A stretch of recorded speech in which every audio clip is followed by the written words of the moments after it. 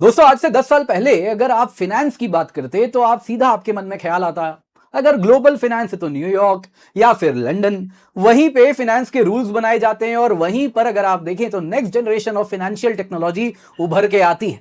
लेकिन दोस्तों शायद किसी ने कल्पना नहीं की थी कि वो देश भारत बनेगा। जी हाँ, यूपीआई के 10 साल पूरे हो रहे हैं और इसके साथ 10 साल में जो यूपीआई ने ग्रोथ किया है उसके साथ दुनिया का लगभग आधा जो पेमेंट हो रहा है वो यूपीआई के द्वारा हो रहा है। अब दोस्तों इस 10 साल में जो ग्रोथ रही है इससे कई एस्टैब्लिश प्लेयर्स हैं जो बड़े परेशान हैं और कहीं ना कहीं दुनिया में कई लोग हैं जिनके पेट में भी इससे दर्द होता है। जी हाँ दोस्तों, अगर आप देखें तो मैं कुछ दिन पहले की बात है, एक न्यूज ऐसे ही ब्लूमबर्ग पढ़ रहा था जो कि अगेन ग्लोबल फिनेंस से जुड़ी हुई है, उन्हीं की पत्रिका है। उसमें इस प्रकार के भारत के यूपीआई को सजेशन दिया जा रहा है कि कैसे यूपीआई को रिफॉर्म चाहिए और इस प्रकार की बातें यहां पर की जा रही हैं। अब दोस्तों ब्लूमबर्ग में कुछ आता है तो भारत की पत्रिकाओं में भी एज इट इज छाप दिया जाता है। लेकिन यहां पे दोस्तों अगर आप बात करें इस यूपीआई की तो आज जैसा मेरे ध्यान गया पीआईबी पे 10 साल पूरे हुए हैं और कहीं ना कहीं इस यूपीआई के 10 साल के पूरे होने पर कई एस्टैब्लिश्ड प्लेयर्स हैं, ग्लोबल फाइनेंस के कस्टोडियंस हैं जो बड़े परेशान हैं। जी हाँ दोस्तों, इस 10 साल में यूपीआई अगर आप देखें तो एक्सपोनेंशियल ग्रोथ हुआ है। अगर आप वॉल्यूम टर्म्स में देखें 188% का compounded annual growth rate, value terms में 155% का कंपाउंडेड एनुअल ग्रोथ रेट। जो बैंक्स इसमें स्टार्टिंग में जुड़े थे वो केवल 44 थे, आज 700 से अधिक है। दुनिया में अगर आप देखें जो भारत में ऑपरेट करने वाला बैंक है मोर और लेस इस सिस्टम का हिस्सा बन चुका है। जी हाँ दोस्तों, ये जो 10 साल रहे हैं स्टार्टिंग में सब ने यूपीआई को कुछ ऐसे ही इग्नोर कर दिया था कि ये कुछ नहीं हो सकता, भारत कुछ नहीं कर सकता है। लेकिन धीरे धीरे जैसे जैसे ये बड़ा होता गया एस्टैब्लिश प्लेयर्स को तकलीफें उनकी बढ़नी शुरू हो गई। आप देख सकते हैं यहाँ पे वीजा ने यूएस गवर्नमेंट को कंप्लेन किया कि कैसे रुपए भारत में आगे बढ़ रहा है। मास्टर कार्ड के सीएफओ बोलने लगे कि देखिए जो यूपीआई है ये तो पूरा का पूरा अगर आप देखें तो इकोसिस्टम प्लेयर्स को बड़ा नुकसान पहुंचा रहा है। तो ऑब्वियसली दोस्तों अगर यूपीआई आगे बढ़ा है तो बहुत लोगों की तकलीफें भी बढ़ी हैं। अब दोस्तों यूपीआई अपने नेक्स्ट स्टेज पे जा चुका है जहां पे अब बात हो रही है यूपीआई इंटरनेशनलाइजेशन की। ऑलरेडी 11 देशों में यूपीआई एक्सेप्टेड है, लेकिन इस बार का जो ब्रिक्स समिट होने वाला है उसमें यूपीआई कुछ नेक्स्ट स्टेज पे इवॉल्व हो सकता है। एटलीस्ट ब्रिक्स उस तरफ मूव करना शुरू कर चुका है। आप देख सकते हैं ब्रिक्स वे कर रहा है कि कैसे सीबीडीसी फास्ट पेमेंट सिस्टम्स जैसे कि यूपीआई हैं उनको आपस में इंटरलिंक किया जाए। सेंट्रल बैंक डिजिटल करेंसीज कैसे आपस में जुड़े, सिर्फ यूपीआई नहीं पूरा का पूरा जो डिजिटल पब्लिक इंफ्रास्ट्रक्चर है भारत का वो कैसे अक्रॉस ब्रिक्स इंटरऑपरेबल हो। अब दोस्तों यदि ये होगा तो क्या होगा स्विफ्ट सिस्टम का, क्या होगा डॉलर का। अगर ऐसा होगा तो जो ग्लोबल कस्टोडियंस हैं फाइनेंशियल सिस्टम के उनके पैरों के नीचे से तो दोस्तों जमीन खिसकेगी और यूपीआई पे आने वाले दिनों में कहीं ना कहीं इस प्रकार के पश्चिमी मीडिया में कई आर्टिकल्स आने शुरू भी हो जाएंगे और ये आते रहेंगे। क्या एग्जैक्टली हुआ है आइए जरा आज के इस वीडियो में इसी पर चर्चा करते हैं। पर इससे पहले आगे बढ़े आपसे निवेदन है वीडियो लाइक करें, चैनल सब्सक्राइब करें, बेल आइकन अवश्य दबा दें। इसके सिवा दोस्तों लोएस्ट एवर प्राइस, जी हाँ 16,999 रुपए का सब्सक्रिप्शन आपके लिए वापस लेकर के आ गए हैं जिसमें 1 साल का आपको सब्सक्रिप्शन मिल रहा है। ये ऑफर 27 अगस्त को खत्म हो जाएगा तो जल्दी से जाइए, जुड़ जाइए। इस वक्त आपके लिए एडेड एडवांटेज भी है।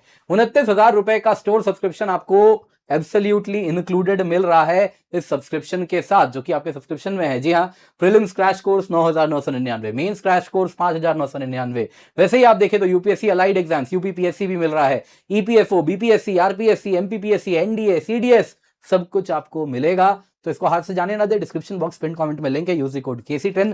आप देख सकते हैं दोस्तों लोएस्ट एवर प्राइस है, 1 साल की सब्सक्रिप्शन 23,999 रुपए में है। वैसे ही अगर आप 2 साल या 3 साल की सब्सक्रिप्शन ले रहे हैं, अगर आप कॉलेज में अभी पढ़ रहे हैं तो आपके लिए आइडियल है। मात्र 30,999 रुपए में सब्सक्रिप्शन उपलब्ध है। 3 साल की सब्सक्रिप्शन 35,999 रुपए में उपलब्ध है। यह कीमत तब है जब आप कोड KC10 यूज करते हैं, तो मेक श्योर इसका फायदा उठाएं, जल्दी से जाएं, जाके जुड़ जाएं।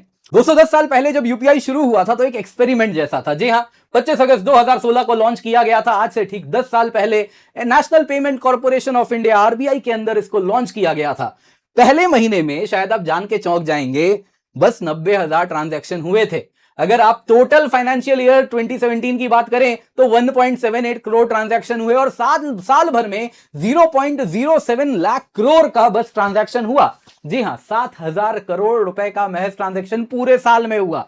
वही दोस्तों अगर उसके बाद जो रिएक्शंस आ रहे थे, अगर आप बैंक्स की बात करें इंक्लूडिंग एसबीआई, थोड़े से मतलब कहीं ना कहीं जिस जोर शोर से इसको लॉन्च किया गया था उस प्रकार से थोड़ा सवाल पूछा जा रहा था, सिक्योरिटी कंसर्न्स हो रहे थे, वैसे ही रेडीनेस नहीं है, पब्लिक एक्सेप्ट नहीं करेगी, इस प्रकार की बातें हो रही थी। और इसमें अगर आप देखें तो केवल बैंक्स नहीं, अगर आप जाने माने फाइनेंस मिनिस्टर की बात करें, पी चिदम्बरम साहब, उन्होंने भी कहा था कि देखिए भारत एक ऐसा कहीं ना कहीं अर्थव्यवस्था है भारत की जिसमें कैश लिंक्ड अर्थव्यवस्था है, उसमें कैसे इस प्रकार का बैंक इंटरऑपरेबल सिस्टम काम करेगा, मास एडॉप्शन नहीं हो सकता है, भारत कैश डोमिनेटेड इकोनॉमी है।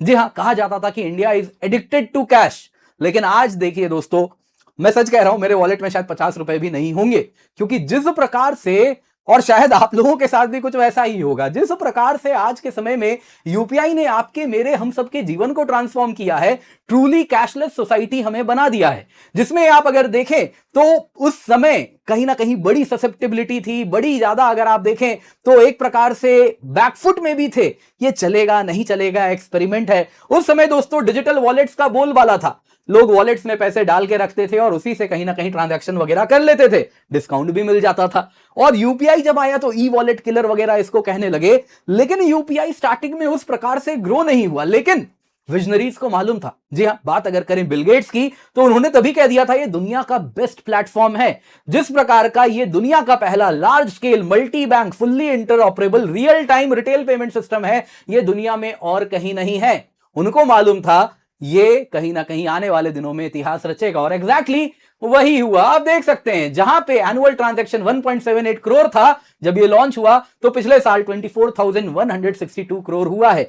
जहां दोस्तों annual transaction value 0.07 lakh crore था, आज दोस्तों इस साल वो 314 लाख करोड़ हुआ है। जहां अगर आप देखें तो ग्लोबल रियल टाइम वॉल्यूम, अगर आप यूपीआई की बात करें तो 49% ऑफ द वर्ल्ड का जो रियल टाइम ट्रांजैक्शन होता है यूपीआई में होता है। इस प्रकार का वॉल्यूम किसने सोचा था? अगर आप वॉल्यूम ग्रोथ की बात करें तो 2025-26 में 30% वॉल्यूम ग्रोथ हुआ है। वैसे ही आप डेली एवरेज ट्रांजैक्शंस की बात करें तो 66 करोड़ हर दिन ट्रांजैक्शन हो रहा है। रिकॉर्ड मंथली वॉल्यूम 2366 करोड़ जुलाई महीने में हुआ। रिकॉर्ड मंथली वैल्यू करीबन 30 लाख करोड़ का ट्रांजैक्शन यूपीआई में जुलाई 2026 में हुआ है।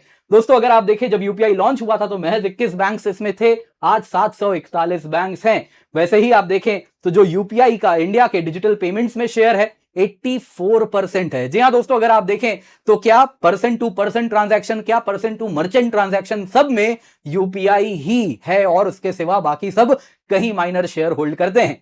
दोस्तों अगर आप देखें तो इसके साथ यूपीआई की बात करें तो यूएस फाइनेंस बड़ा नर्वस हो गया है।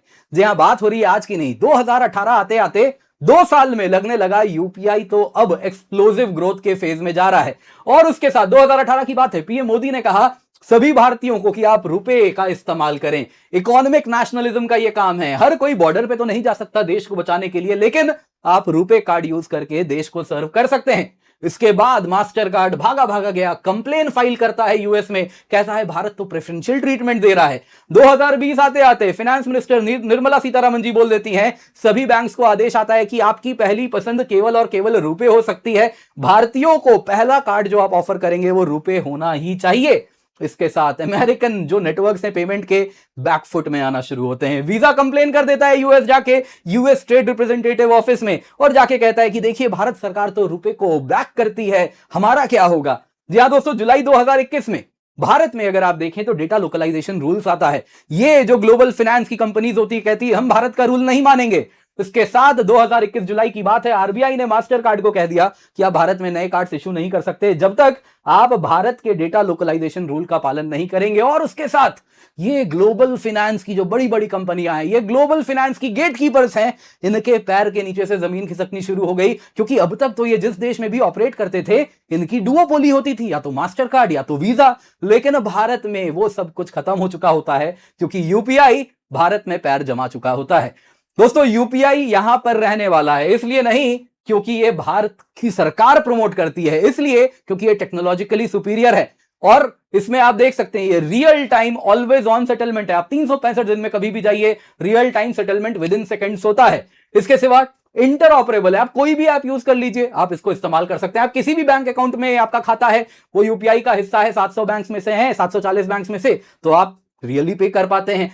दोस्तों कोई बैरियर टू एंट्री नहीं है, आपको कोई कार्ड वगैरह नहीं इशू करना है, आपको बस और बस एक कहीं ना कहीं एक मोबाइल फोन चाहिए जिसमें आपको यूपीआई का क्यूआर कोड दिखाना है और आप पैसे ले सकते हैं। कोई पॉइंट ऑफ सेल मशीन नहीं, कुछ भी नहीं दोस्तों। यहां पे सिक्योरिटी एंड फ्रॉड आर्किटेक्चर भी इसमें इंटीग्रेटेड है, 2 फैक्टर ऑथेंटिकेशन है। वैसे ही आप देखें तो ग्लोबल वैलिडेशन है। आईएमएफ ने कहा है UPI world's largest real time payment system है, 49% शेयर है global real time payment transactions का।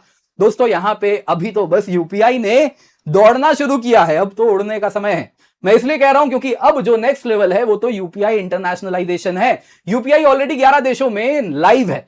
इसके सिवा अगर आप देखें तो अगले स्टेज में हम जा रहे हैं जिसमें bilateral fast payment system linkage model को जोर शोर से बढ़ा दिया है, जिसमें भारत का यूपीआई है तो सिंगापुर का पेनाउ है, और ये आपस में लिंक्ड है, जिसके द्वारा हर देश अपना पेमेंट सिस्टम खुद रखता है। बस कुछ एपीआईज होते हैं जो कि दोनों के पेमेंट सिस्टम को कनेक्ट करते हैं, और जो सेटलमेंट बैंक है वो करेंसी कन्वर्जन हैंडल कर लेता है। और जैसे आप यूपीआई लेके सिंगापुर में क्यूआर कोड स्कैन कीजिए, वहां पे पेमेंट कर दीजिए, सारा का सारा सब कुछ उसी से सेटल हो जाता है। दोस्तों अब भारत सिर्फ यूपीआई नहीं बल्कि पूरा का पूरा डिजिटल पब्लिक स्टैक जो हमारा है, डिजिटल पब्लिक इंफ्रास्ट्रक्चर स्टैक है, वो हम उसको शेयर कर रहे हैं। कोऑपरेशन हो रहा है 24 देशों के साथ, जिसमें एशिया, अफ्रीका, लैटिन अमेरिका में देश हैं, जिनको कह रहे हैं हम कि जो हमारा डिजिटल पब्लिक इंफ्रास्ट्रक्चर पूरा का पूरा स्टैक है, जिसमें यूपीआई भी है, जिसमें जनधन है, जिसमें आधार है, जिसमें मोबाइल है, सब कुछ ये जो स्टैक ऑपरेट करता है ये एज इट इज आप भी इस्तेमाल करें, ताकि आप भी इस प्रकार का नेशनल इंफ्रास्ट्रक्चर अपना इस्तेमाल कर सकें। ब्रिक्स में दोस्तों ऑलरेडी इस पर चर्चा जोर शोर से हो रही है। फास्ट पेमेंट सिस्टम लिंकेजेस पे तो बात हो ही रही है, जैसे भारत और सिंगापुर ने ये लिंक किया है यूपीआई और पेनाउ को। इस प्रकार से हम कह रहे हैं कि हम चाइना, रशिया, आपके भी पेमेंट सिस्टम से ऐसे ही लिंकेज कर सकते हैं। लेकिन सबसे ज्यादा रिवॉल्यूशनरी है CBDC bridge, central bank digital currency bridge, जिसके द्वारा एक सेटलमेंट लेजर होगा ब्रिक्स देशों में, जिसके द्वारा सभी सेंट्रल बैंक्स रियल टाइम में सारा का सारा ट्रांजैक्शन कर सकते हैं। यानी कि जैसे यूपीआई भारत के बैंक्स को जोड़ता है, और कहीं ना कहीं आप देखें तो वैसे ही एक ब्रिक्स लेवल पे यूपीआई बनेगा, जिसमें सभी सेंट्रल बैंक्स आपस में जुड़े हुए होंगे, और उन सेंट्रल बैंक्स के उनके बैंक्स उनसे जुड़े हुए होंगे, और ये सेंट्रल बैंक्स जैसे आरबीआई है, वैसे ही Bank of China Bharat China का है, ये आपस में ही पूरा का पूरा यूपीआई जैसा ट्रांजैक्शन कर पाएंगे। तो सोचिए दोस्तों ये कितना बड़ा स्टेप होने वाला है। दोस्तों अब इस तरफ आगे बढ़ेंगे, ब्रिक्स में इस तरफ आगे बढ़ेंगे, तो पश्चिम की देखिए एंग्जाइटी तो बढ़ने वाली है। इंडिया दोस्तों अगर आप देखें तो एक technologically proven, battle tested, at scale काम करने वाला इंफ्रास्ट्रक्चर है, जो कि ब्रिक्स को कह रहा है कि आप सब अडॉप्ट करें। जब ये होगा तो कहीं ना कहीं जो स्ट्रक्चरल डी रिस्किंग होगी, सोचिए वो कितनी बड़ी है। जो वेस्टर्न कंट्रोल्ड फाइनेंशियल सिस्टम है, स्विफ्ट हो गया, कार्ड नेटवर्क हो गए, डॉलर क्लियरिंग हो गया, आप उन सब से मुक्ति पाते हैं। दोस्तों इस सिस्टम की रक्षा करने के लिए ही तो आज तक अमेरिका ने सब कुछ किया है। आप उसको अगर खत्म करेंगे तो आपके भी कोर पे कुछ तो हमला होगा। तो दोस्तों कुछ वही आपको होता हुआ भी दिख रहा है। लेकिन इस बार का ब्रिक्स समिट कहीं ना कहीं बहुत इसको ध्यान से देखना होगा, क्योंकि अगर इस तरफ हम आगे बढ़े तो बहुत कुछ यहां पर होता हुआ दिख रहा है।